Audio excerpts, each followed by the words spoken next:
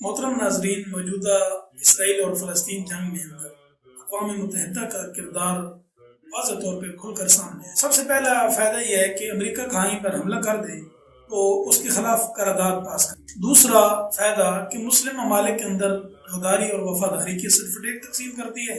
तीसरा कि इस्लाम और कुफर की जब जंग होती है, मुस्लिम ममालिक के ऊपर हमलावर होती है, तो उनके ऊपर अक़वाम मुत्तहिदा गहरी नजर रखती है। चौथा फ़ायदा कि जब 30-40 हज़ार मुसलमान शहीद हो जाते हैं, उसके बाद अक़वाम मुत्तहिदा गहरी तफशीश का इजहार करते हैं। और मुस्लिम नस्ल कशी जब मंजर-ए-आम पर आती है तो अक़वाम मुत्तहिदा उसकी मज़म्मत करती है और मुसलमानों पर गैर ममनुआ अगर कोई हथियार इस्तेमाल करते हैं, उस सूरत के अंदर ये उनको धमकी लगाता है कि तुम्हारे खिलाफ मैं आलमी अदालत के अंदर हूँ। तो ये वो 6 फ़वाइद हैं जो अक़वाम मुत्तहिदा की वजह से और मुस्लिम ममालिक को हासिल है।